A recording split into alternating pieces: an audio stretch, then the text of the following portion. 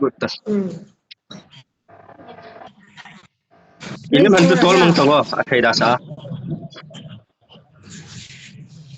Ini mantu anu langa tol chun alaya kun anu langa alaya tol chun mang taweta. Ta chu. Play store la hung tala Play store la.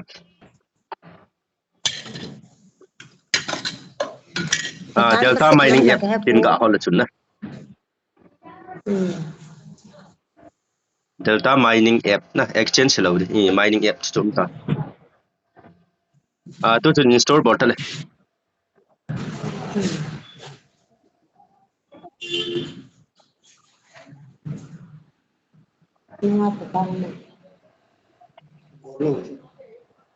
Petan kana bol la mo lo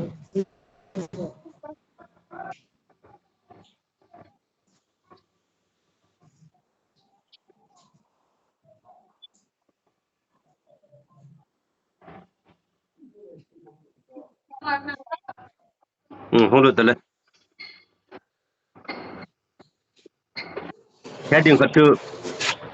ayam tia app na delete kha ilo phone na change sa hele ai chi biham a process ke bang ni cho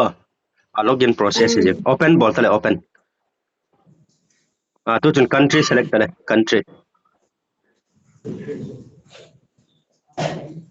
yam tia log out wi bol ham ilo app se delete ham phone change I hel kha hele na itia login ki bol ji cho head dikhat cho next step start verification tala adani update ma pana he tham khat na ai khat dan is ai khat hang ga vet de ngoi pi se ham you have not added anyone to school right now okay 0 group me lu nang ta 6 time and continue bota proceed bota local passport local Silaya hi ISR chu choose the ISR hi validator kai cho continue bota le na ISR ka ha bol ji hin bol ji ta kai validator ka pan ya na kyo continue hin bota le khat bo hi ong ni lo di ong ka hello continue cho hi thaya le na hi jing thai ve ta abang khat le ni selected te di ta bang na isn't it ni ti cho na aput le okay me ta in vet de ngo ga tor su le ti hello chu hello ti ga tor su le ta arang kan han dis IND chun select ta 511 chu ai mi hoi mai thai na continue go bot continue bot le you must select to access anu la ga chan la do kha hai ISR ong chu ga continue bot le hello tu chun bot le Tim khat bo lo ko hina chuna phone a he okay ni select thai no lai pi ong ita na ni ki select thelo ga boti thung no ga me ki ti khat be ISR oi me ana ala noi pa ga me ti do khat be hello noi pa ga me jing te ti tem ga be te ita da na ni select thelo okay I have that ai update thai ja chuna update thai ja chu tham khat cho jang hi an bol tu zep ngai u dia akur ti mo pa ma zo la ka sai dia na ep hile tu delta number pe he what chamana manam akutile switch to global access number tun boarding tale global access ana switch to global langa bolta te silaya hi indian whatsapp dang mane indian operator india chme eng ta india ko team ho india ho jang ko team ho jaw khatum da continue bolta le aba len faidrita encoding base ko ga me ti do khat be silaya hi Chinese English bpkt ho po hina English a thang ga mo koi do khat be ahi le la ya hi an khati the message to copy tin na continue ga me ga tor su dikhat be WhatsApp pa select da WhatsApp to how to send na open WhatsApp chu me ta le tu chu tu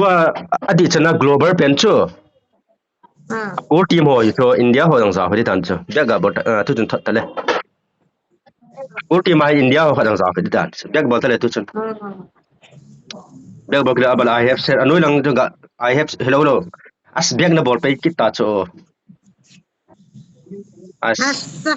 follow in ball kita Paman eh. proceed global as important asa wachuna back na ball pay loading anu ya to I have sent ti pa chuna me this cho hung tor su tele follow Best na. be so chu language mai ya na follow pi tor su ta tor su in lang whatsapp mum lo ham ra ta banga ako tele best chu english aga ko ida khat be english abala ga tor su ti Talo. ale asa wachu ipti hi jong continue jo chaga be me ti continue jo dan cho na whatsapp open whatsapp thot ti tele abal le back ball in lang back ball pay lo de anu ya I have sent ki kharum di chu I have sent the message na chana me success ta na adan hi local chu number ni select thai lo chu azona kurti mo kan ho pi di ya na ken aki select thai pu allow me ta allow abal le tu chun KYC prilu na hung lu tele sorry hi lo di menu zo hung lu no menu authorize pa chu local pattern chu ga shell do te local security tu chun pattern na plus pa khome tele hi around in board jing on he theine ding in hoila ham khana panin lang na around in bol tele hin kisim ta bolta around hung ke na hello around hung ke bowling kitia repeat kitele akile na hay mil laudo paten bolta akile na hay mil laudo around hung ke sinta ale back ball kum ta KYC prilu na hung lu kum ta dap sa lu nin lang dap sa na in public beta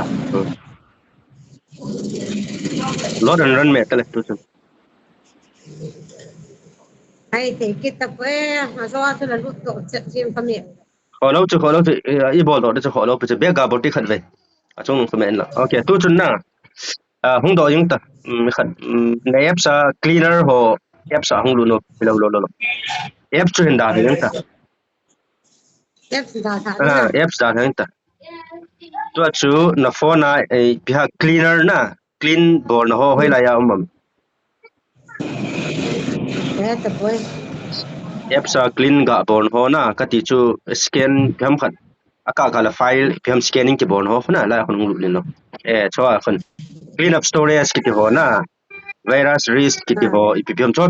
hin ga aban ban hung lu ni lang ga clear le chun na nga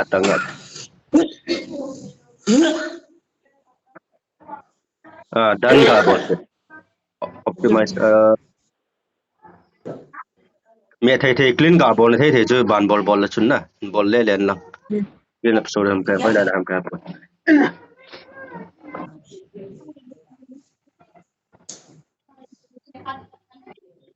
dan chu video ka kasi maintain YouTube ma ka upload le iti saida Aadhaar card ho ka kap le ja suna biha policy tong kha tu ham rural violate tu ham in remove pe wana ba ka sa video chu group ma kan mo share thota chu YouTube ma upload lo to chun dalta yam sang lu tele ga tha vet ya follow pe hin si clear tele in sting le na lai ta follow pe su ting thei na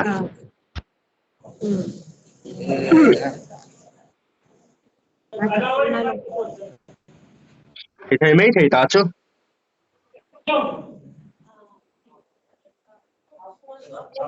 phone đi vào chỗ nào giờ tay em sao không có dừng tông rồi thầy mấy thầy ta chứ scan là bốn là bốn follow thôi giờ tay em sao không được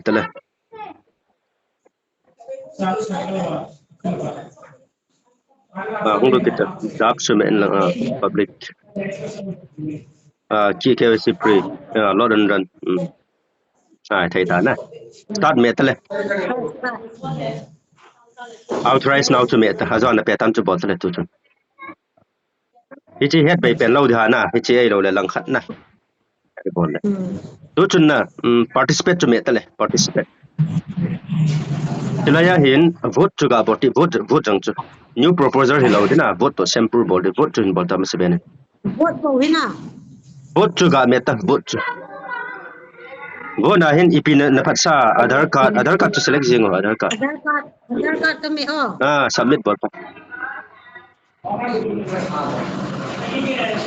Okay bol ta. Okay meta. Apa le sample rang meta provide sample. Chia hin na Aadhaar card chu vote size ha ai lo le alang khat bo ha. อันนี้เหรอ Ani na hele 2 page to me ta 2 pages. 2 pages to me. Aba le achunga Aadhaar ki ji na chu ga me ti. Aadhaar ki chu sa ta na. Aku der okay yang ta chu. Aadhaar ma ma chu me yang ta. ก็แม่ที่ออกกระเบ็ดเดียว Bag yang ta. Tu file chu be ta le. Achunga pa chu hin upload ma san lang na. Ma sang lang ham nu ham ka pon. Ta kana submit jau ta na. To chu ga to su ti do ipi ma. Nu la. Ti to su thai ta lo ham. Aku der bag sat be bag hin bol ta khat be bag. To chu na anoi la nga mai ki di hu ga me ti. Anoi la nga zit la nga mai kho. Icha ko voting record ga ta khat ne. voting record นะ voting record na vele chun bonus 4 ha khat he ta 4 na namu na apal x bol kit ta le x men na bla mai chu me kin lang sample chu me kit ta ichi test sa ga ja ho hi tham khat koi na ga pi me bo chu 12 na la ya he na ai chu he bo we a ki chai he ta bo we ให้สารน่ะ thank you ai yong lo le กระเป๋ามาเลย